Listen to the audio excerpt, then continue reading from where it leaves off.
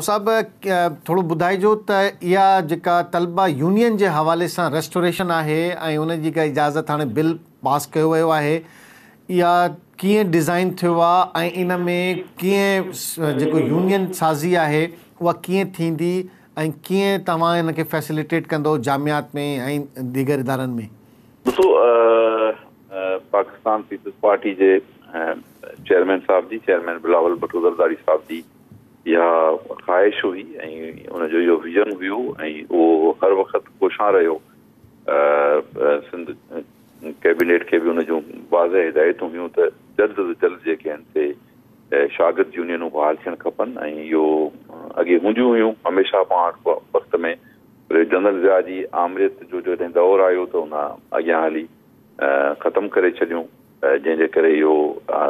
पंहिंजो इहो सिलसिलो जेको यूनियन्स जो ऐं तइलीमी इदारनि में इलेक्शन्स जो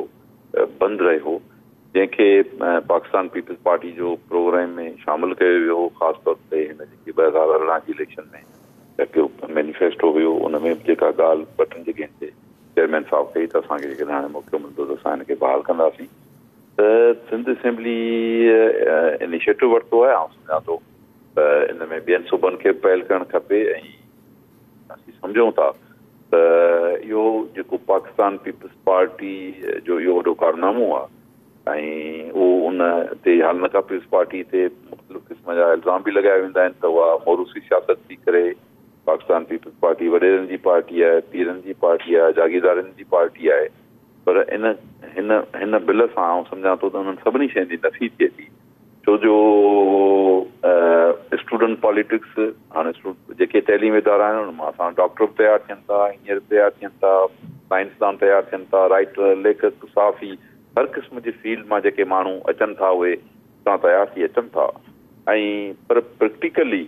ही यूनियन्स इहो आउं सम्झां थो त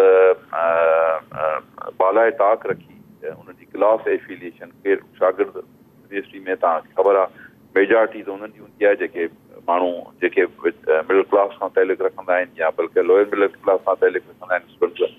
उन्हनि खे हीअ यूनियन सारी जेका हूंदी उहा अपॉर्चुनिटी मुहैया कंदी त उहे हर क्लास सां तइल्लुक़ रखंदड़ माण्हू को वठंदो ऐं असांजी लीडरशिप तयारु थींदी, ग्रूम थींदी, परवरिश थींदी। राव साहब, स्ट्रक्चरिंग कीअं आहे हिन जी? कीअं स्ट्रक्चरिंग हूंदी,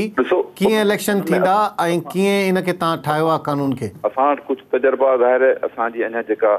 लेवल आहे, जीअं असां वटि इशूज़ असांखे जीअं ॿियनि इदारनि में साम्हूं आहिनि, जीअं ॿियनि मुख़्तलिफ़ जेके असांजूं फील्ड्स आहिनि वॉक्स ऑफ लाइफ जूं, उन में असांखे जेके इशूज़ ऐं मसइला साम्हूं आहिनि। जीअं अॻे कुझु यूनियन जेके स्टूडेंट यूनियन्स हूंदियूं हुयूं त उन में असां रखियो त उनजो जेको तइलीम जो जेको हुजणु खपे, तरजीह उहा हुजणु खपे, तइलीम हुजणु खपे, तरजीह जेका हुजणु खपे उहा शागिर्दनि जी फिलाह ऐं बहबूद हुजणु खपे। शागिर्द